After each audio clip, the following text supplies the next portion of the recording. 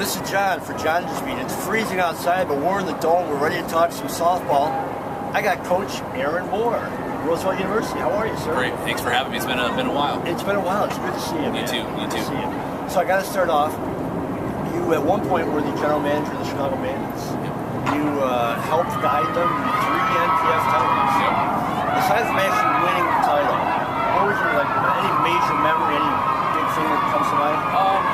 For us, it was like I really think we tried to do things the right way. With just our promotions and marketing, and like we did a great job putting people in the seats. That always was pretty special. But honestly, one of my favorite parts was like our last year. Our team was talent-wise maybe wasn't the greatest, but they were the best players, and they played so well together. And our coach, Mike Stewart, was what he did. And a lot of our players that year came from tryouts. They weren't drafted, they weren't free agents, they were tryout kids. Our pitcher who helped guide us to get us a long way was someone who called us in June. Come off the street. And, those are the things I remember. Winning is fun. It's always fun. And I'm hoping we can kind of start doing that here at Roosevelt. But just being able to build those relationships and create things and opportunities for women is fun for me. Well, you bring a lot of coaching experience to Roosevelt.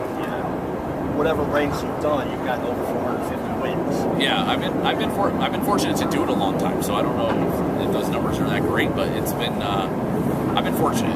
I've been able to coach baseball and softball, and now being here at Roosevelt, I was able to step into a program that was kind of flatlined a little bit, and we're really trying just to bring some life back into it. And this is only my 3rd year, but we've taken our numbers up. The talent level's gone up. We just have kids who are hungry and ready to compete, and want to be better. And in order for us to compete with other teams, that's what it takes. What makes you love women's softball? For me, I've only worked in women's sports since I graduated college, and for me, it's just the opportunity to help foster and build relationships to help create opportunities for women to be, forces when they get out of college. For me, that's what it's all about. I would love to say we're going to win a national title. Not sure that's going to happen here. But I can tell you that the girls and the players that we graduate from here are going to be stronger, more powerful, ready to go kick some butt in the world. Well, that brings up 2 questions. First, I was going to ask you, how do you balance coaching them versus winning? That's kind of the running joke in the office is we're trying to figure out how much coaching we do versus how much growth and studying and learning about each other and things. But you have to find that, and especially when you're dealing with 18 to 21-year-old women, you're trying to figure out what emotions are clicking on that day and which ones are not, and which things are driving you to be successful and which ones are not. I think for finding those is what helps make any male coaching females have a shot to do it.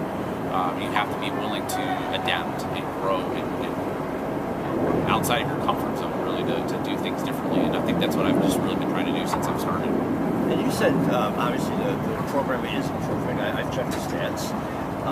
What do you expect for this coming season? I really do feel like this is our best chance to make the conference tournament. Roosevelt's never made it in our first 7 years, so I think this is a great chance. I think there's opportunities that have happened outside of Roosevelt with some coaching changes that may help us open doors a little bit. But super excited just to see.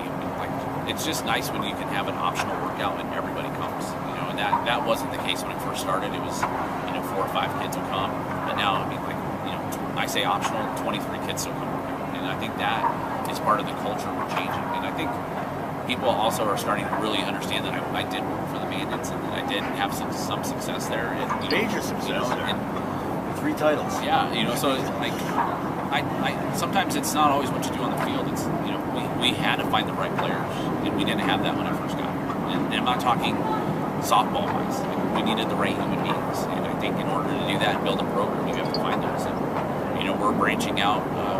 We have kids from California, Oregon, several states across the Midwest. We have an Army kid whose dad stationed he just retired from the Army in Japan.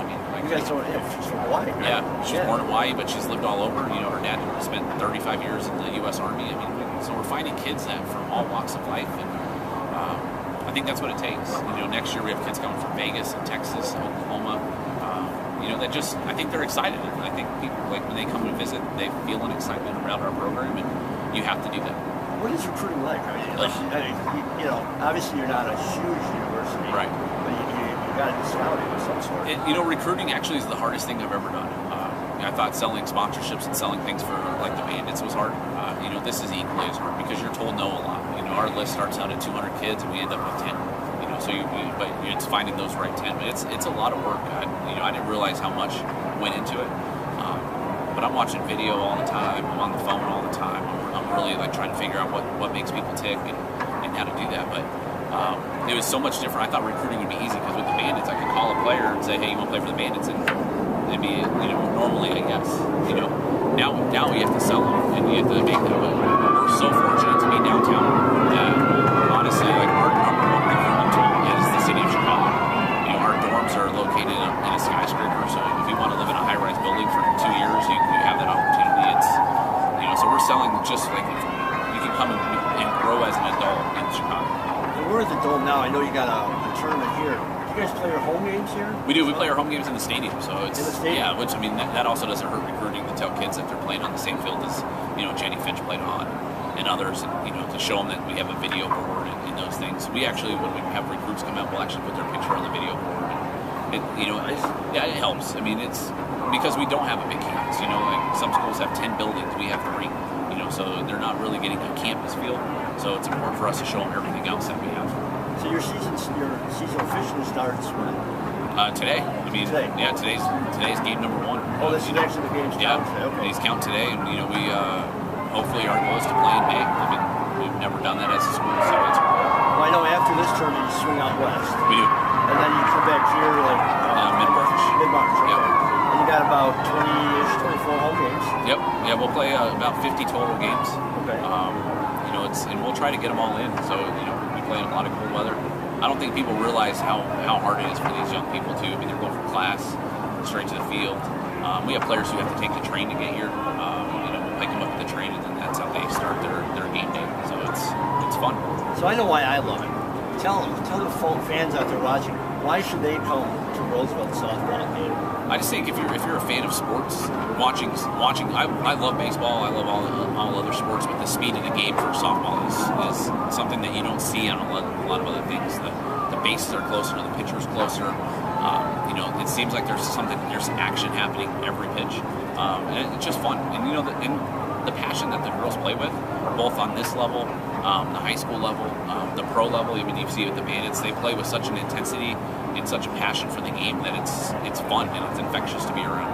And where can people find out information about the team? All of our information can be found at RooseveltLakers.com. So it's the Roosevelt Lakers, green and black? Green and black. Green and black. Come out and support the green and black tournament this weekend, although this probably won't be up till tomorrow, but there's still a little time. And come out and follow the team. Yep, absolutely. I mean, we're always looking for any support we can get. Aaron, thank you very much for your time. Thank you, sir. I appreciate it. Go Lakers. Thank you.